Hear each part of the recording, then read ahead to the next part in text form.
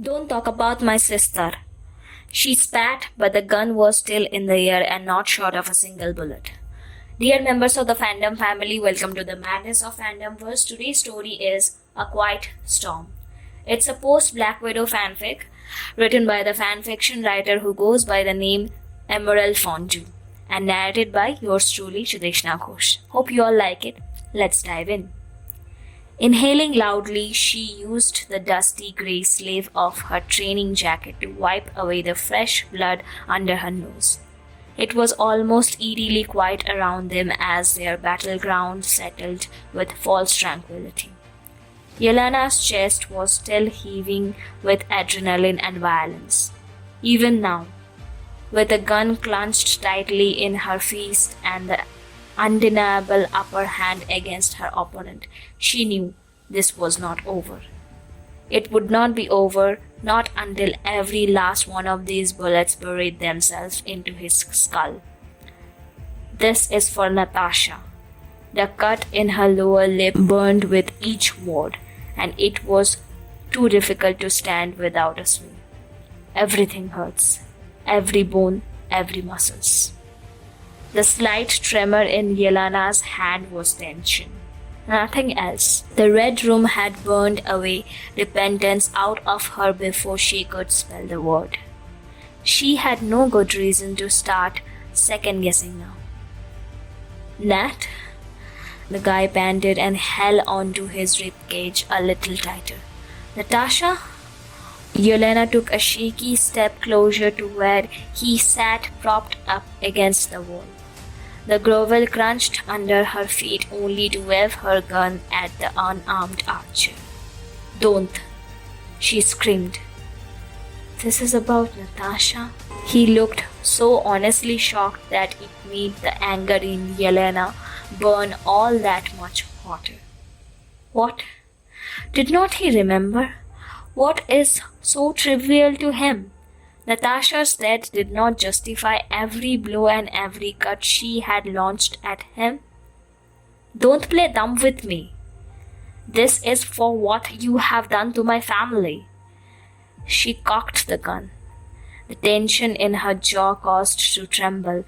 Why did this take so much restraint, so much effort? Why was this so different from all other times, so much harder than any other kill? It was not fair. She deserved to find any closure. Had not Yelena suffered enough? Goodbye, she croaked out just as the archer threw up his hands, eyes wider yet than before. His voice cracked worse than hers. Yelena! No, the man was not supposed to know her name. He should not know her name. She had not introduced herself. Yelena, right? Burden tired again, and like a complete fool, he pulled himself up on the wall, a dead man walking, in every which way. Yelena was so unnerved by the action that she failed to pull the trigger again. Listen, I don't... His legs almost gave in when he pushed himself away from the wall. I don't know what she would think I did to Nat, but I don't think she would have wanted us to fight like this, Yelena. Not like this, his eyes said. The wild honesty was still there, more open and raw than either of their bruises. Don't talk about my sister. She spat, but the gun was still in the air and not short of a single bullet. Why was not she shooting? What was keeping her away from blowing Barton's brains out? For God's sake, he had taken everything from her. Why did he know her name? I'm sorry. She did not reply, and he did not move. Nat, she... Barton hesitated, but his gaze did not waver. That was my best friend. I'm sorry, Yelena. I'm sorry for your loss. And there it was, a metaphorical penny, just about to drop. Nothing made sense. None of the things Valentina had told Yelena add up to this anymore. Why does his sister's murderer know her name? Why was Burton standing in front of her gun with this raw confidence that she would not empty a whole magazine in his chest? Why was he sorry for her loss? Those words were like a trigger themselves, even though, yes, Yelena had grieved. Yes, she has been through denial and anger, and maybe she got stuck on resentment for a while there, but she has been through most of the stages, has not she? None of them changed anything. It is still open and raw and beating. The troubling wound Natasha's passing had left in her chest did not seem possible to mend. No, Barton did not get to be sorry for her loss. How dare he? How?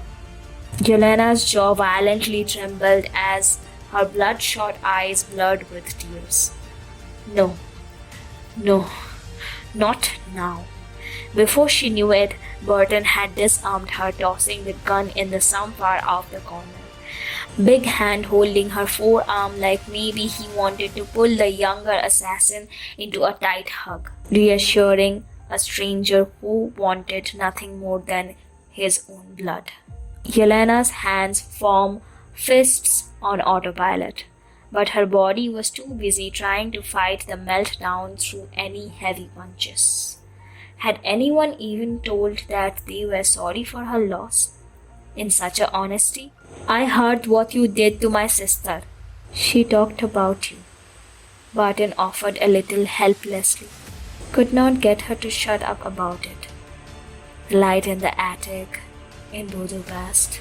The memory was foggy, but Natasha was always reading those poems to her when they were little. They would huddle up in the same bed late at night and wonder about stories behind each one, making up characters to go along with them, dwelling in the kind of creativity and imagination that the Red Room would never allow them. The clenching ache around Yelena's heart stung worse than any broken bone or dislocated shoulder. But worst of it all, holding those tears. It has become impossible when Yelena finally looked Barton in the eye again. For a flicker of the time, the reflection of her own grief gave Yelena short of a sick satisfaction. Good, she thought. Her sister was not supposed to be so easily forgotten. It was all so painfully obvious. Valentina had used her. She had been using Yelena's pain and her loss to manipulate her far worse than Rakoff. Because this time she was all there, gullible and stupid, in her desperation of justice, for revenge. I tried to stop her, but you know, Nat, there was a thinnest hint of a smile in his voice. Still, it did not reach any part of Barton's face. Always needed to be the best and the bravest. She was better and braver than anyone Yelena have ever met. Yelena unclenched her fists and let her arms go limp. She did not have the kind of strength left that fighting back required. How many times could her world come crashing down in so few years? She felt 100 years old all of a sudden. Nat sacrificed herself. For us, Yelena thought. His face said, but none of the pain eased upon her. Instead, she felt the same kind of hollow hopelessness that had overcome her when she had first heard Natasha dying. Any determination and drive Yelena had until now was for this. Again, she is left with nothing. It felt so terribly final now. No more games or shadow plays. Natasha had simply just died. The end. There was no hidden agenda, no grand scheme to foil. An involuntarily sob broke out between her teeth, but Yelena held her breath quickly, trying to keep the cries in. Pain only makes us stronger. Hey, listen. We should get out of here. Burton's grip had loosened on her arm, and his hand somehow found her shoulder. I mean, You don't want to kill me anymore, right? Yelena could not answer. Instead, she looked at him, offering the same grimace. No, she was not going to shoot or choke him to death now. But she was not going to trust him either. Come on. Her sister's friend squeezed her shoulder affectionately. Let's get out of here. I can trade you some embarrassing stories about Nat that she absolutely would not want to spread.